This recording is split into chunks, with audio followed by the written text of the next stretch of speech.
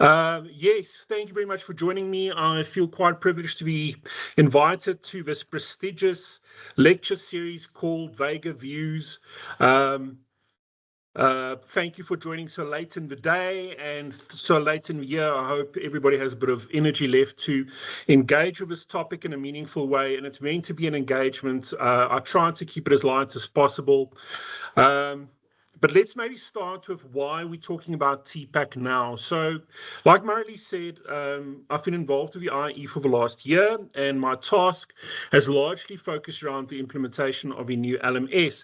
But the LMS only represents the plate on which we are meant to present this new food to students. So we are now getting ready for this enormous launch in January of 2025, where we will be launching ARC, our new LMS. I see some of my team members are on the call as well from the Learning and Design Department, and that's really the engine that is developing all of this new content and just making sure that everything that is meant to be there runs as it's supposed to be, so that we can launch in January 2025. But we are launching with material that has been largely upgraded, but not different material, not new instructional design approaches. We have to settle the system first before we introduce this new phase, and the new phase being the food phase. So the food phase is where we are effectively seeking to reform the instructional design approach and through that develop new types of content that is more student-centric, that is more fit for purpose, more innovative, and just is more aligned to what the needs is of our current target market. So my immediate fallback when we talk about instructional design or the integration of any technology into a teaching and learning environment, be it given laptops to teachers or introducing or helping institutions move their content into the LMS space, or wherever there's a technological component, I immediately fall back on TPACK. So when I was asked to come up with a topic for this particular presentation, I was really in the thick of figuring out what our next move is going to be. How are we going to reform our instructional design approach? How can we launch a new approach in a sort of controlled way and learn from that using the TPACK model to create a long-term standardized approach to instructional design that will serve the IIE for at least the next couple of years. The current model has served us incredibly well, but it's a 14-year-old model. So we are really at a point where new food is required. Okay, so let's quickly jump into just an overview of what I want to discuss. So I'm going to start with just, if you're not familiar with TPACK, just a very brief overview of what TPACK is. We're not going to delve into the theory of TPACK. TPACK is a very old model. It is not a model that is unique to the instructional design environment. Like I said earlier, it is a model that looks at the integration of technology into a classroom environment, a educational environment in a meaningful way. So we're just going to look at what the basics are, the fundamentals of TPACK, and then why does TPACK matter? So TPACK is not an instructional design model like ADDIE and all the rest of them. TPACK is a technology model or an education model for technology implementation. But why does that matter in the instructional design context? Then we're going to move on a little bit to what TPACK means within the LMS age. We are currently finding ourselves in the LMS age. Never before has there been so many students on LMSs across the world, and this is largely due to the forced migration into the distance space as a result of COVID. And then looking at the application of TPACK to instructional design. And if there is time left, I'll look at maybe one or two examples, very simple examples, just to demonstrate how TPACK can work in an instructional design workflow. And then just some key takeaways. Okay, so jumping straight into it, TPACK stands for Technology, Pedagogy, and Content Knowledge. The knowledge bit is very important because it's not just those units on their own, but it's also the knowledge domains that they represent. And They are represented as a Venn diagram, a familiar Venn diagram with the three circles, and they intersect, and each circle representing the main component. So we've got a content component, we've got a pedagogy component, and we've got a technology component. And the job of the instructional designer or any education manager that is seeking to implement a technology or to move a academic environment into a technological space is to bring these three spheres as close as possible. So our aim is to grow that a little bit. So TPACK is actually the bit in the middle, as is pointed out there, and we are looking at ways of bringing these three spheres together. Now, what I can't illustrate there, at some point I'd like an animator to just show these three spheres in flux. So they are continuously moving, and if you move one of them, the other two move away, and you need to bring them together, and the others move out of sync. And that is the actual image that I'm trying to conjure, is that it's three loose circles that has a direct impact on each other as you are trying to move them around. Now, this concept is not new. It is as old as the internet, and it comes from officially, and it's a long debate.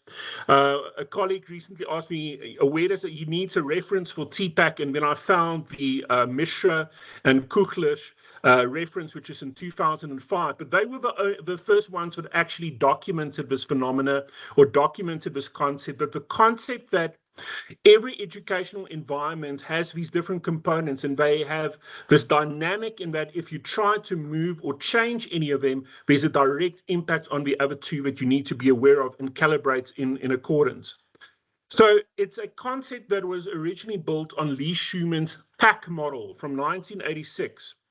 And it sounds bizarre that someone had to write this down, but there was a point where we didn't understand that the subject matter, the content, should dictate the pedagogy. In other words, how we teach something.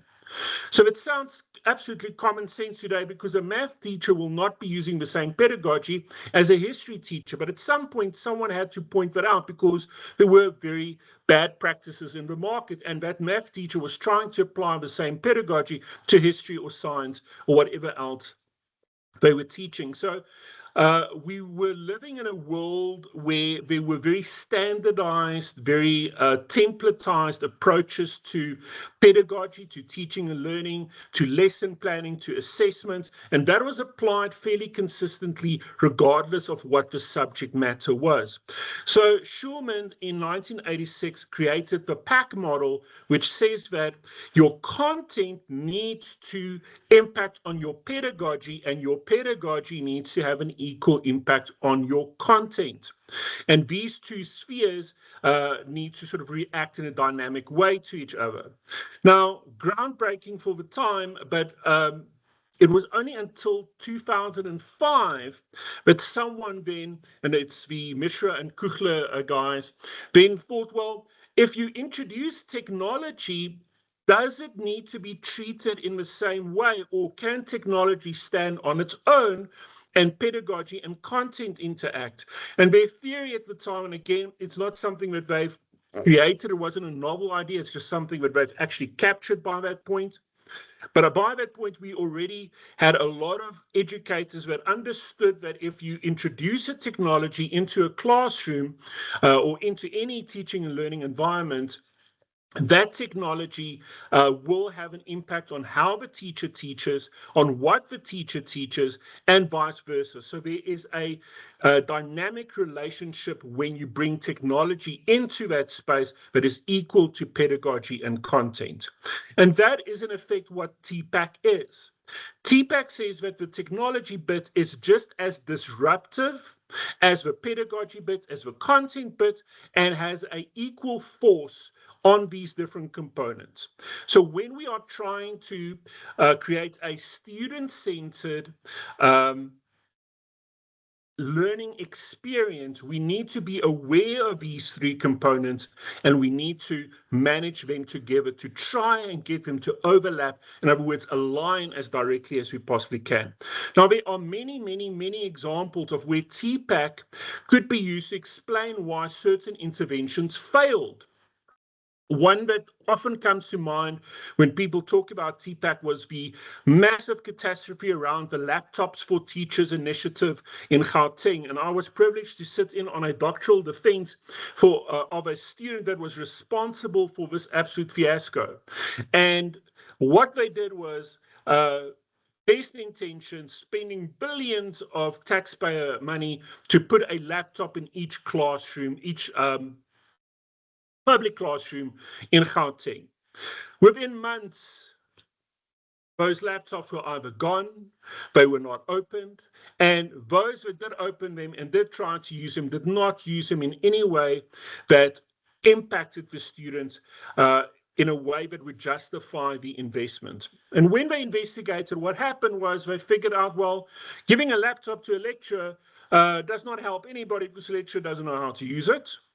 The lecture, the curriculum, the content does not have slots or touch points for the use of that technology.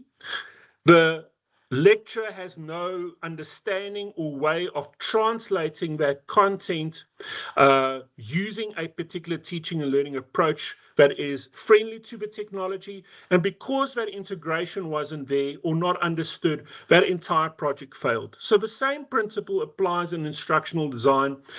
We've seen many institutions during COVID rapidly moving into the technology space to facilitate teaching and learning, but not really understanding that you can't just take the existing content and the existing pedagogy and slap it onto an LMS and expect a engaging learning experience.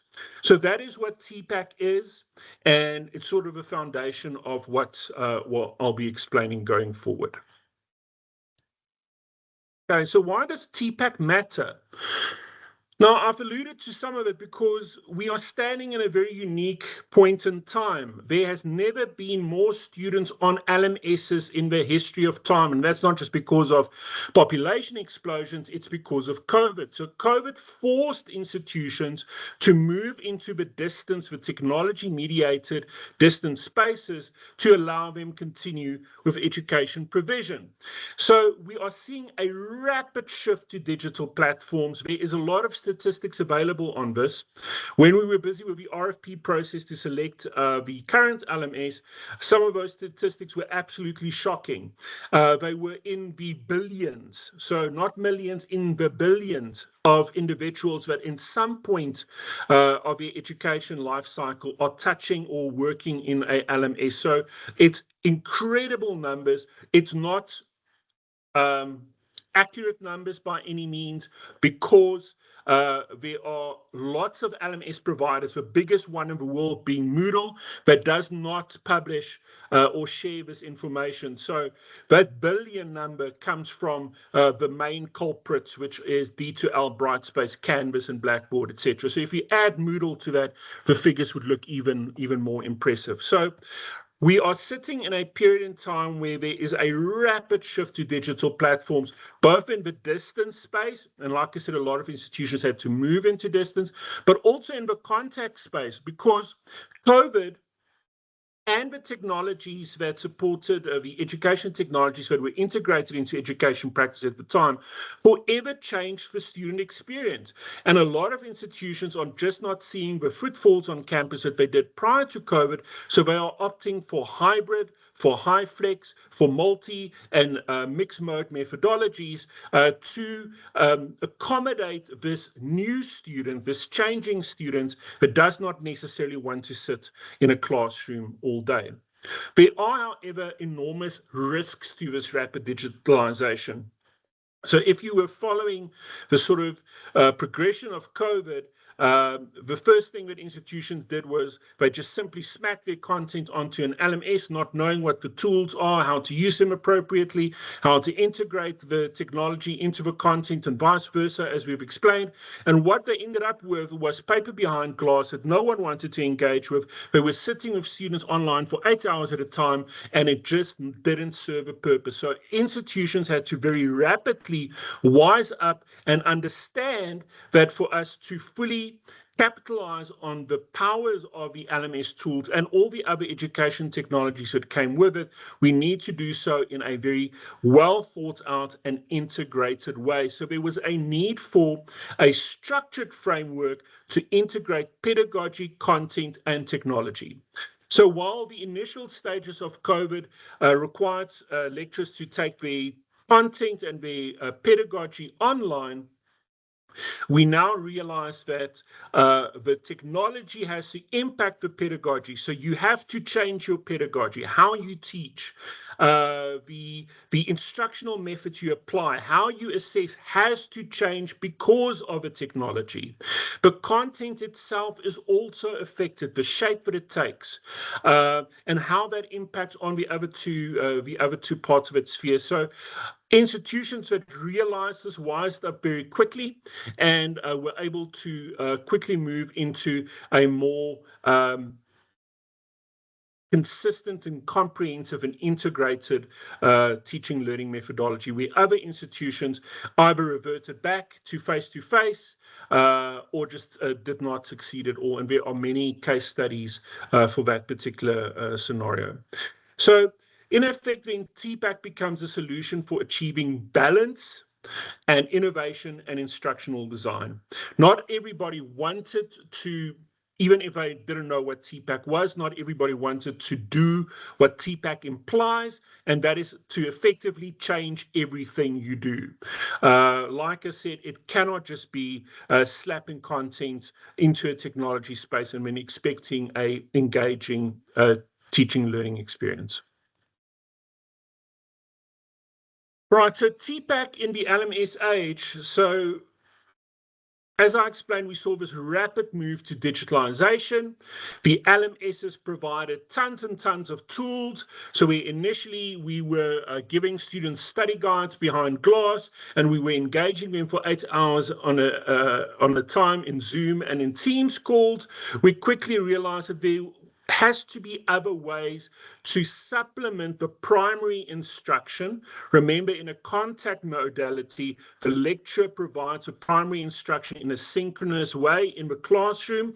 We can't have that anymore. It's not feasible. So the instruction needs to be placed elsewhere. It has to be placed into the LMS.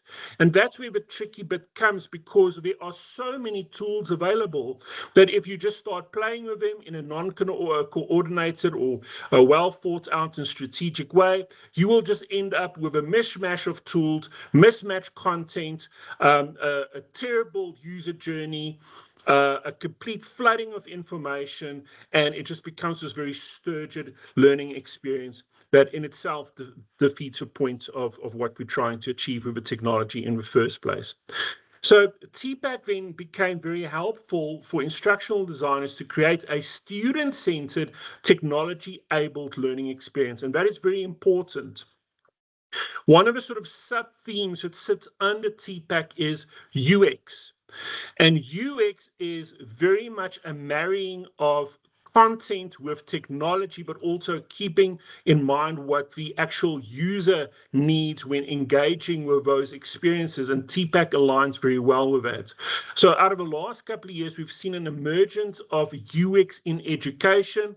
Someone tried to create an acronym, student experience, and that turned out to be SX, and no one wanted to take that up. But UX in education lasted, and we're now seeing an enormous resurgence of UX in education, or at least an elevation of UX in education, where we understand that while the student is participating in an educational program, so they are a student, they are also users of digital product, and therefore UX becomes just as important as any other sort of consideration in design.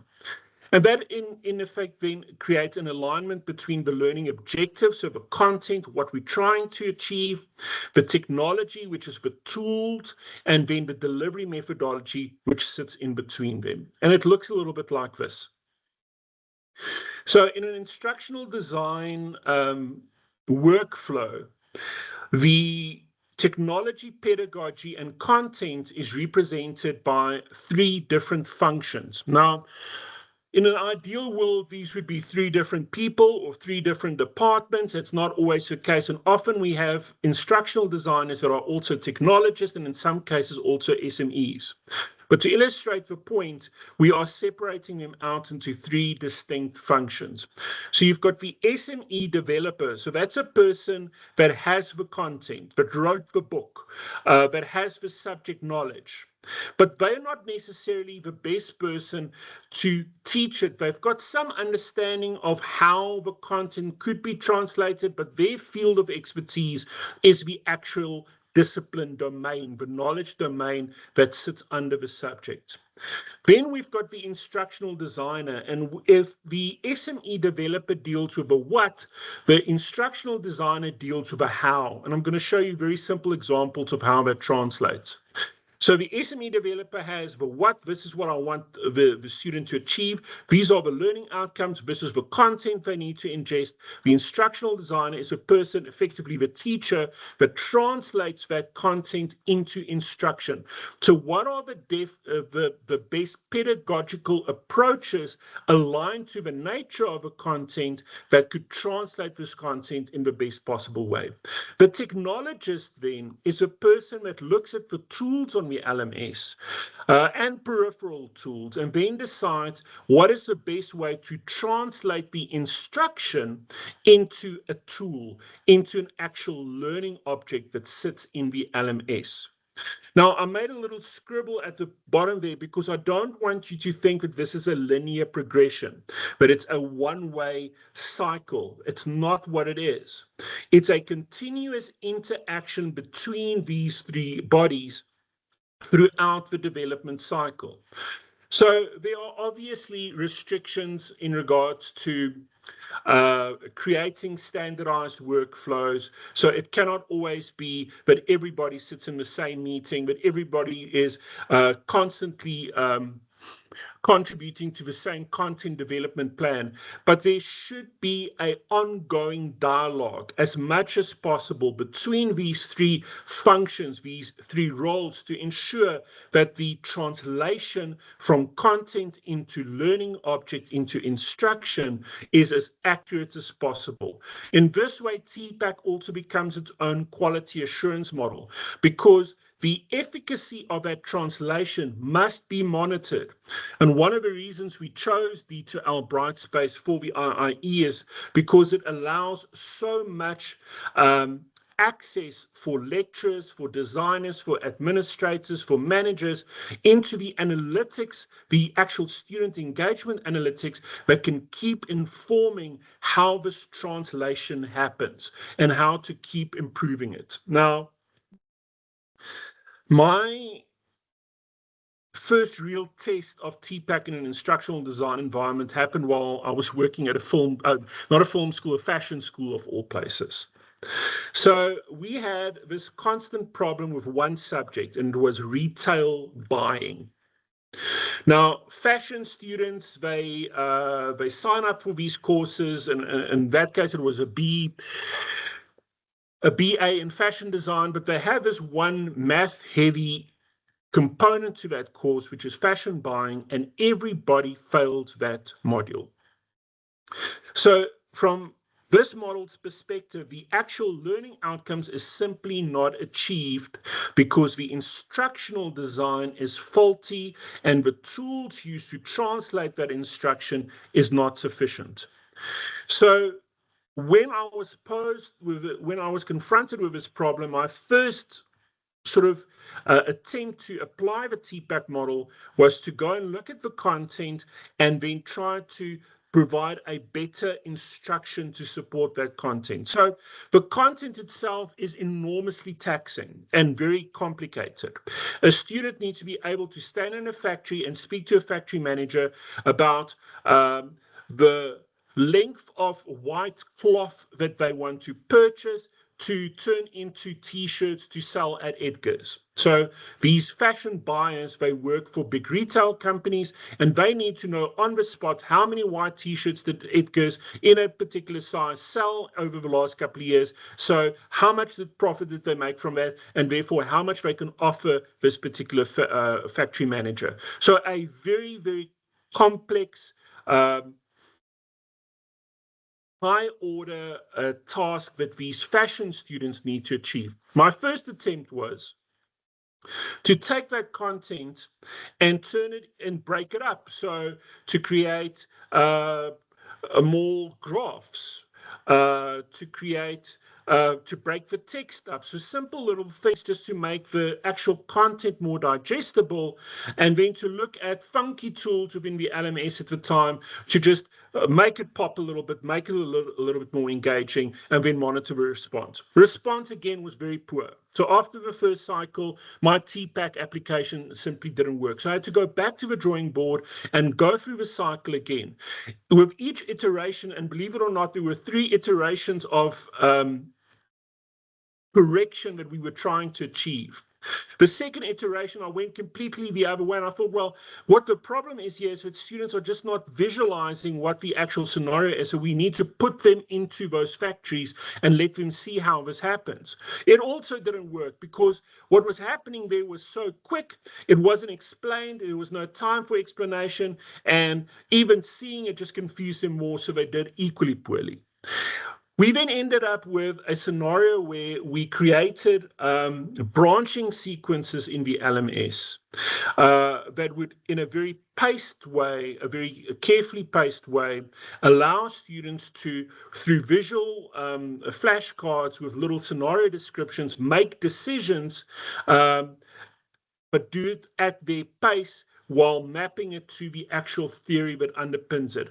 Enormously taxing and expensive task to do, but that is what worked. So TPACK is absolutely cyclical. It's a quality assurance model also, and it cannot just happen in one way. The main takeaway here is that it's a constant dialogue between those that know how, and those that understand the tools. And the culmination of a cycle needs to be continuously evaluated to see if it's effective. And it's not just about assessment performance, it is also about the level of engagement of a student and just the ultimate internalization of a concept that you're trying to impart to them. Okay. So I wanted to keep this as simple as possible because I wasn't sure what the sort of audience looks like and whether all of you are instructional designers or have some sort of instructional design background. So I wanted to show you, just using 2 very different subject topics, how this could potentially look and how this translation happens. So looking at a simple, easy, familiar topic like the World War II, which is a history topic. What is the content that the SME developer or the SME subject matter expert teacher is trying to convey? And we said there that this is knowledge about World War II's key events, causes, and consequences. So that is the outcome. That is what I want my students to achieve. Now, what does the pedagogy look like? So if you think about little characters walking around. So the first one carries a little book. This is the history book, and I give it to the instructional designer. What does the instructional designer do with that? So they then look at what are the pedagogical approaches, the instructional approaches that I can use to effectively translate that content. So my first stab at this was using perhaps storytelling as a primary source of analysis to engage students and encouraging collaborative learning through group discussions or debates. So that is the instruction that I give to the technologist, and the technologist now needs to find ways to facilitate that storytelling, to facilitate that collaborative learning. So what do I have in my technology toolbox to make that happen? The technologist looks at it and says, okay, well, what if we use a discussion forum so that students can analyze and debate primary sources? Also, we could use multimedia like videos and interactive timelines to bring these historical events to life. So that is the culmination of a cycle, but throughout that cycle, it's not a single handover. It's a constant backwards and forwards. So then the technologist speaks to the instructional designer speaks to the subject matter expert, and it's a conversation backwards and forwards to refine that translation work until we have a tool that effectively captures what we wanted to achieve in the first place. Let's look at one more example. So this example comes from academic writing, specifically the persuasive essay. So what is it that I'm trying to achieve? What is the content I want the student to internalize? Knowledge about persuasive techniques, essay structures, and rhetorical devices. Those are the outcomes. Those are the learning objectives. That is the content I'm trying to convey. What is the pedagogical model? And remember, all of these are possible models. We need to test them. So what I was trying to explain earlier through the sort of cyclical backwards and forward is that you could start with an idea, but then see that it can't be executed in the technology. So you need to go back to that instructional idea, back to the technology, back to the actual content to see that all of these three components are feasible and fit. So the pedagogy, in other words, the instructional method aligned to that content then is potentially modeling, so demonstrating effective persuasive techniques, and peer feedback, encouraging students to review each other's draft. So that is what the instructional designer wants to do, but what is the technologist able to deliver? So the technologist then says, what if we use peer review workflows for essay drafts? So having students review each other's drafts before it's submitted. What about embedding an AI-powered writing assistant to provide students with feedback on their persuasive writing techniques? And then what if we also incorporate some multimedia instructions, some screencasts that talks through some of these principles? And there you've got the whole cycle again. The cycle then starts over as the SME subject matter expert looks at what the technologist is able to produce, provides their feedback, and it goes backwards and forwards until you've got a refined product. So in the IIE, our new instructional design philosophy, we are tentatively referring to this as the Learning Framework Evolution Project, will work in this way. So where we previously had a sort of directional handover from the SME developer to the instructional designer to the technologist, all three of these parties are collectively contributing to a content development plan, so that we've got these three layers or dimensions rather of instruction captured in one place, and they can critique and comment and quality assure and align these approaches as they move from one threshold concept to the next. Okay, so I was aiming for 40 minutes. We're on 36. So what are the main takeaways? If I could illustrate what TPACK actually is TPACK, and I tried to get an AI to create a little image of it, it just didn't translate well. It's like having three glass discs on the surface of a pond, on the surface of a water.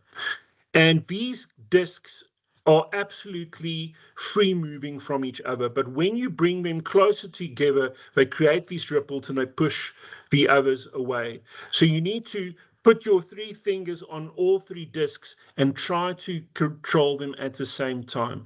Effectively, all this means is that my content impacts my pedagogy, my technology, and vice versa, and across. I need to be aware of it and understand that it is not simply a case of slapping something onto a generic LMS template or using a generic tool. There has to be some well thought out logic behind the selections that we made. And it's all about selections. We have so many tools, so many different approaches. It's about selecting the ones that align the best to create the best chance for the student to achieve the learning outcomes of a particular program. Good instructional design continuously strives to increase the overlap of content and pedagogy and tech. Now, it will never be possible to completely perfectly overlay them. But when I speak to teams, instructional design teams, or I teach students in the instructional design field, I tell them that this is the ideal. This is what we need to try and achieve, is that perfect alignment where all three of these different spheres or dimensions to the learning experience aligns as perfectly as possible. So while it's not achievable, it is an ideal, and when we have an ideal to strive for, it sort of informs our practice and it sort of guides our energy. TPACK, and this I've said many times over, is not a linear unidirectional instructional design workflow, maybe for the first cycle, but again, there are ways to sort of overlap those voices to create a coherent picture. Like I said, the approach that we are following at the IIE for the next iteration of our instructional design approach is to overlay these three voices in a central space so that all three parties can see what is happening and then align accordingly. So it is not a single workflow in a single direction. TPACK has no end. So as per the example on fashion buying, it's not something that you can apply once and leave it. You have to apply it and then continuously monitor the efficacy of that translation and then go back and see, okay, well, what is out of alignment? Was the technology misaligned to the pedagogy? In other words, did I use flashcards for single sentences? Stupidest example in the world. That is completely pointless. But where does that mistranslation happen? TPACK allows us to have three places to look. Is it the content, is it the technology, or is it the instruction that is out of line? And understanding the dynamic between these three spheres allows us to not only pinpoint where the problem is, but then also to align the other components of a TPACK model to adjust according to the adjustments you're making in one particular space. So if you are changing the technological tool, understanding that the instruction needs to change and potentially the content as well. One of the most frustrating things in instructional design is to come to that point where your students keep failing that particular module. And because of your lack of understanding in regards to pedagogical approaches, in other words, teaching and learning theory, your lack of understanding of the technologies that are there to translate that theory into a particular instruction, a learning object, or a tool, you will hit a dead end very quickly. So TPACK also forces us to remain current in regards to our subject matter expertise, our technological expertise, the tools that we have, the capacity to wield in this instructional design workflow, as well as a deep understanding of instructional design principles and, more importantly, pedagogical approaches. So instructional designers in my book are teachers because their role is to chain or turn content into instruction. And is that not what a teacher does?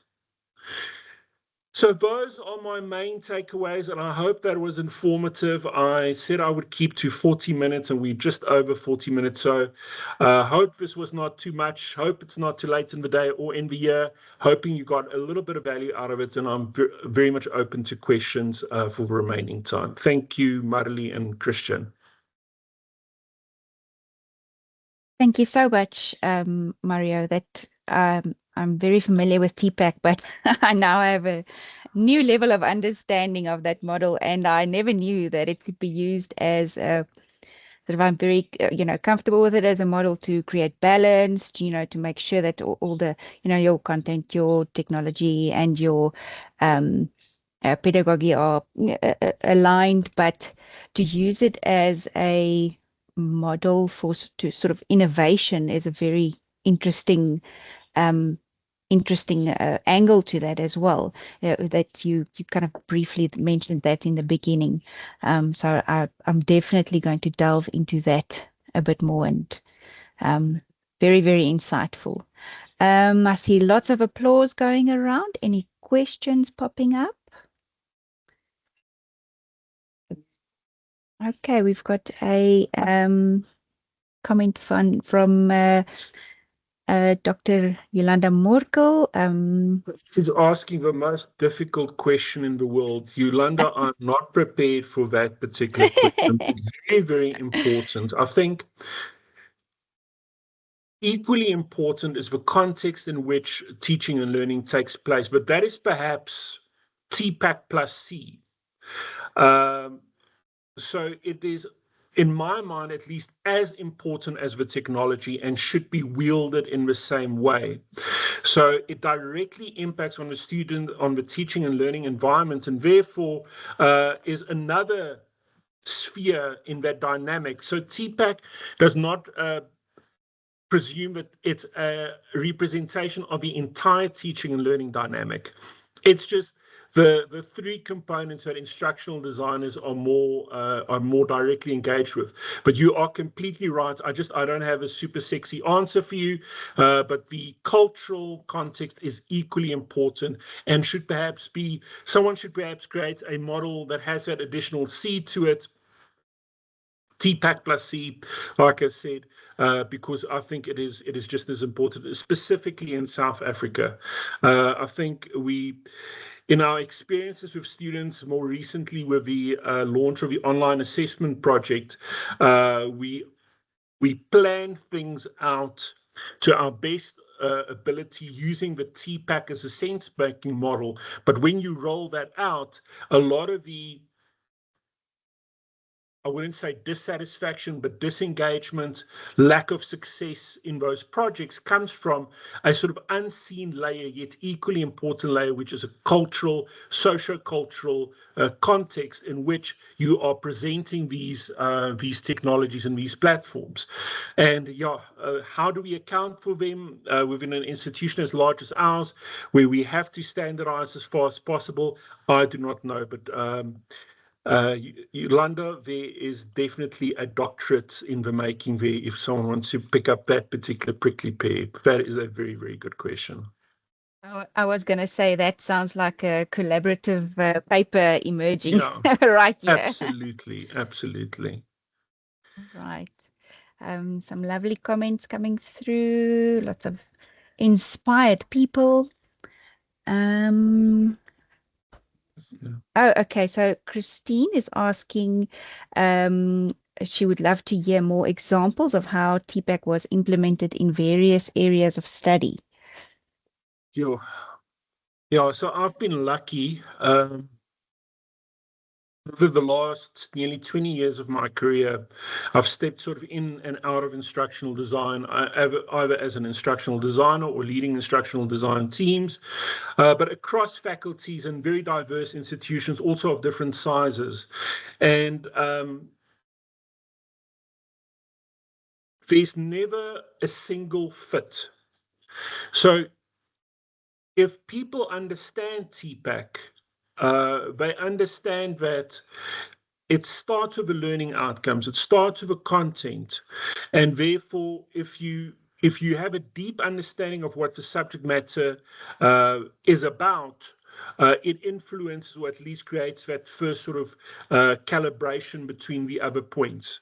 The biggest mistake that I've seen made is that where you have a fashion school and you've got the mathematical components, you've got the creative components, and you've got the maybe more theoretical or practical manufacturing components. You are trying to create a similar structure to your instruction.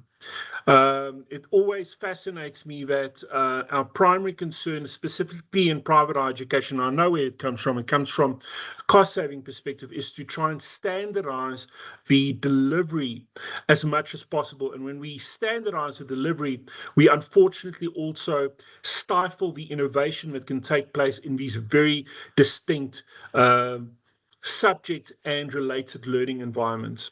So, Christine, there is a lot to unpack in regards to different examples, and maybe if I am privileged enough to get an invite for the next cycle of these presentations, I would love to sort of try and demonstrate how the TPACK works in very distinct subject fields. So looking at very creative subject fields, practical subject fields, more scientific and theoretical subject fields, and then more applied and practical subject fields. So happy to do that if there's some time in the future. I'll prepare a couple of slides on how that translation works and how drastically it differs from subject matter to subject matter. Let's see if there's another question. No more questions. No more questions. But I'll take that as a booking for the next Yeah. cycle Yeah. of We'll Vega call it views. TPACK in practice. Yes. Okay, so Christian, are there any questions in the Q&A that we missed maybe? No, unfortunately, no questions in the QA section. Sorry. Okay. Alrighty. Thanks. So last call or anything? No. Okay. Thanks so much for attending this session. Thanks for your insightful questions and for your comments, your really nice, encouraging comments. I'm going to, for those of you who are interested in this field and want to pivot into this field, I am posting a link to our postgraduate diploma in instructional design for you to explore. And I'm also posting my email address for any questions you would like to ask me regarding that. And there we go. Alrighty. Thanks so much for your time this evening. Dr. Mario, thank you so much. Very, very insightful, really. I now have a new appreciation for that model. Yeah, and I'm going to make sure that our students understand the depth of it and the value of it a bit better as well. And thanks to everyone who attended. I know it's a busy time of the evening, and appreciate you making time to attend. Thank you. Everybody. Bye.